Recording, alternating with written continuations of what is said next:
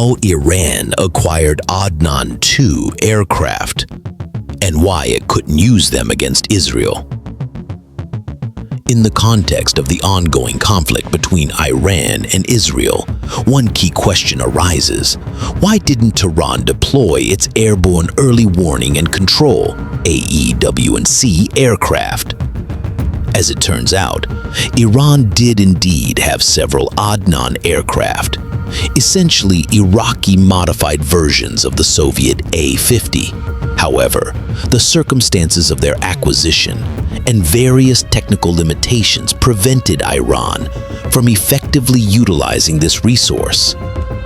The Adnan-2 was the result of an Iraqi program in the 1980s, during which Baghdad, using French TRS-2105 radar technology and Soviet IL-76MD airframes, developed its own AEW&C system, while the second generation, Adnan-2, featured decent detection range, up to 180 kilometers, and limited 360 degrees surveillance capability. Production numbers were extremely low. In 1991, during Operation Desert Storm, between 2 and 4 of these aircraft fled to Iran, supposedly temporarily, for safekeeping. However, Tehran chose to retain them as a form of unofficial compensation for the 1980-1988 Iran-Iraq War. Since then, Iran has faced numerous technical challenges, including overheating of the French radar systems and the lack of a proper engineering base for maintenance.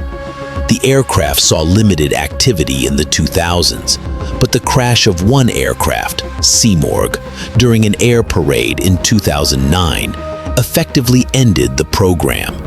Since that time, there's been no credible evidence that Iran retained any operational capacity with these planes. Thus, while Iran formally possessed an AEW&C capability, a lack of technical readiness, a limited number of platforms, and outdated equipment meant it was unable to integrate this asset into its current aerial campaign against Israel. This case highlights deeper structural issues within the modernization efforts of Iran's Air Force. Despite access to symbolically powerful weapons,